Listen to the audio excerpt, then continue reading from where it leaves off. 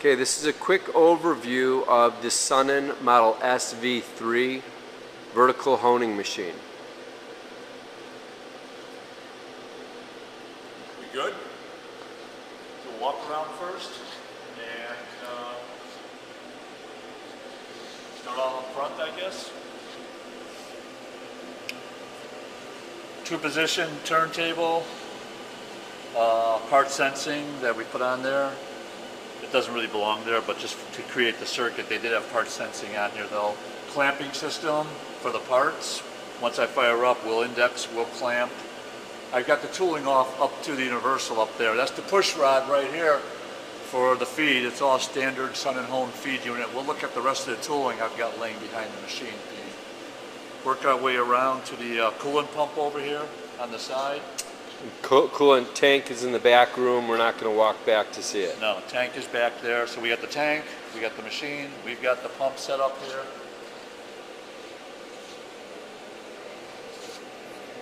And coming around the back to the main hydraulics area. Oh, the tooling's on the floor here, so you can kind of see. This is what I took off. This is just a post that they were using the last week for production, but here's the U-joint and standard push rod assembly for the center. This is the old tool that's on there with the spring-loaded collapsible tooling on there. It's too heavy to lift. I won't try. It's a big one. And you walk around on sure, this side. Come over on this side. I'll open up the doors. Main hydraulics area. Pretty straightforward here. The aftercooler, main hydraulic pump and assembly. With all the gauges set, we're all dead on. Somebody else was painting them up, so they're all set. Filter, and there's the main ram cylinder back there. It's pretty tough to see back in there, but we're pretty high up right now with the two guide rods. Okay. Yeah, not much in there. That's all good to go. What else we got? Oh, electric panel. We're good through here. PLC, Siemens, Somatic, documentation, books. One set of electrical drawings. That's all set in there. Oh, and of course the frequency drive for the spindle motor. Mitsubishi. Going downstairs, you got a hydraulic oil, and lube system on the Vogel. Oh, by the way, presently wired 480 on the electric panel. It might even say that, does it? Yeah, 460. There we go. I'm running at 480, it's happy. Over here we come to the clamp pressure, I believe. We're around 200 PSI on the clamp pressure, even though we're clamping nothing. That works, which we'll do shortly here. And I'll fire up the hydraulics. I've already homed the machine, so I'm just going to start the hydraulics and we'll do a few manual movements on the machine. I don't know how much of this you'll be able to see, but I'll explain as I go what I'm touching mostly, so whoever's watching will kind of know. First we'll go with hydraulic start. Are we in auto still? Yeah, I'm still in auto. Here we go. Hydraulics. And straight away, in manual, we can clamp and unclamp the parts. There's a clamp up. You'll see the part present switch come on and off. It just needs to see that to do an auto cycle. And unclamp. Do one more. Clamp. Auto clamp. Now we got index. For index, I need to do a palm. Here we go.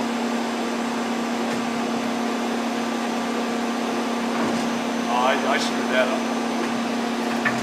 I forgot you got to hold it down on the manual. One more time. Can you talk louder? One more time. Index. It's a loud machine. Table index. All right. And what else we got? Unclamp, clamp, spindle up, down, jog. Still in manual. We'll bring the whole head down.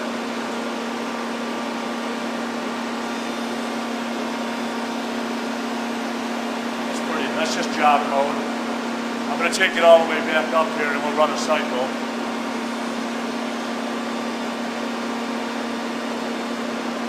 That's why I wanted to go through a few of the screens first. Screen directory, The main two, if you want to come in over here, Pete, before we run. The main two is runtime edit and machine setup. Those are the only two I really play with much. Oh, and the feed setup. Those three guys there. Operations is where we were. That's where we run our part from. Get out of operations, go down one to runtime edit. That's where we set our spindle speed, stroke speed, and all the tooling parameters. But we can't do much with tooling here because we have no part clamped up, we have no tool in there, so we have no feed pressure, feed rate, all of the above. We're not really playing with any of that. And the last one, main one, is machine setup. And here's where we have our withdrawal position. We're currently all the way up at 4 inches. Up, go down position is at 12. Down, go up is at 20. So that's basically an 8-inch part right there we'll be running. Spindle jog speed is 13. And, well, we don't want to do that. There. And that's pretty much it from there. Oh, the jog up and jog down. That's all for the jog parameters. But these are the main three for the part. We do have a maintenance screen in here. I'm not going to get into it too much. Spindle calibration, setup screens, and automation I won't get into. There was automation out here. It's turned off. It doesn't look for it. So let's go right into operations and go into auto. If we get auto, wait for cycle start. All it needs to see now is dual palms. And once again, we'll be doing 8-inch part, running real slow with a dwell time. Feed setup, I think it's like 1 second. We got a dwell time of 1 second up and down on an 8-inch part. It's pretty basic. We'll run this a couple times and then I'll change over and speed things up. So operations, let's go to auto. We're in auto. Now we're in manual. Auto. There we go. Dual palm. It'll index first and then come down and then stroke. Basically, I've got a 30-second hone time on here. And you just basically put the hone time in, which collaborates with the tooling pressure. We have no pressure, so the tool's not going to move much, but it'll count out 30 seconds and then withdraw right now.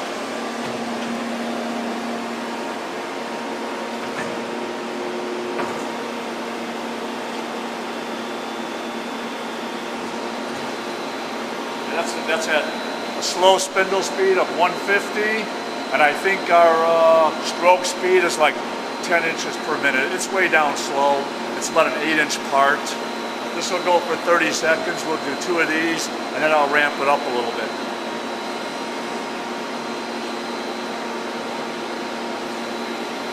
Got 6 seconds to go. Maybe one more stroke, and then it'll do a quick finish stroke.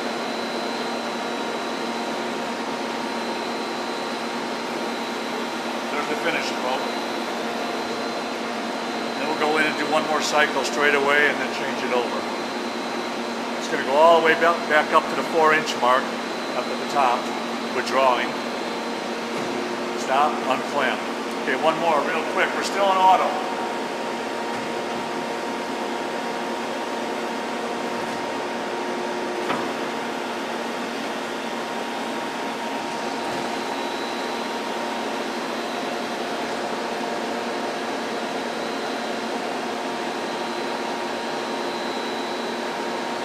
See that dwell on there of 1 second at each end.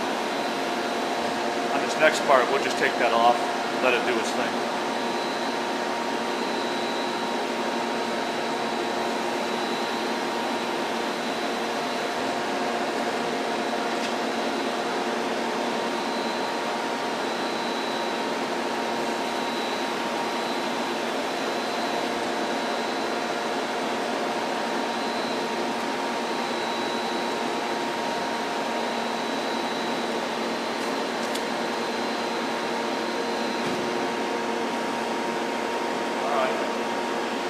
That said, go back in now and change a couple things. We'll go into manual, screen directory. We're going to runtime maybe first. Got a couple numbers here. We're going to change the spindle speed from 100 to maybe 300. Pretty straightforward. And stroke speed from 10, let's double it to 20. We'll move a little bit faster. And I got nothing there. Yeah, I did. There we go, 20. We'll get it out of that one. Let's go to feed, setup. Here's the dwell over here. This is all I'm really playing with now. Let's put that at 0. And put that one at 0. No more dwell. And then what else do we want? Machine setup. What do we have here? 4 at 12 and 20 reverse. That's an 8-inch part.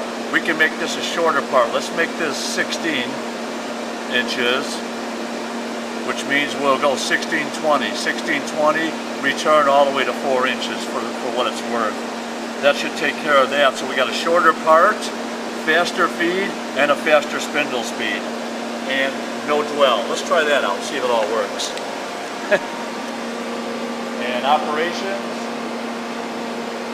back to auto.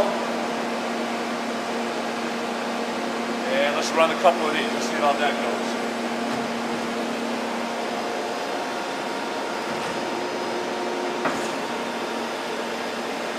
This should be a little bit shorter, a little bit quicker, and a faster spindle speed. There it is. Yeah.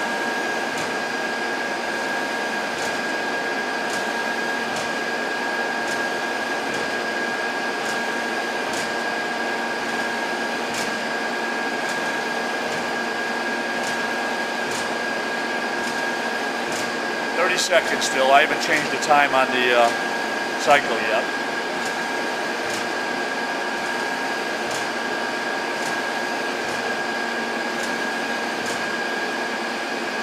Back to the 4-inch mark again. Shut down. We'll do one more like that. That's a good one. One more.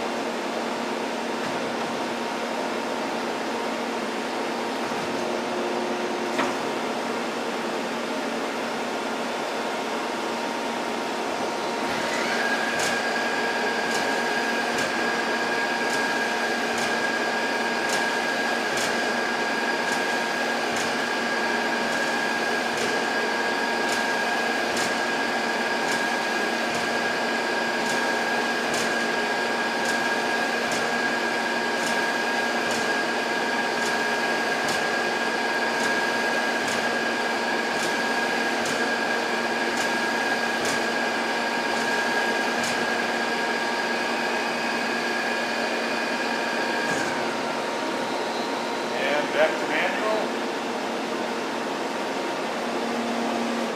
Hydraulics off, and that's pretty much it. That's the basic functions without getting too elaborate. Good enough. Good enough. Yeah. Thank you very much. Here we go.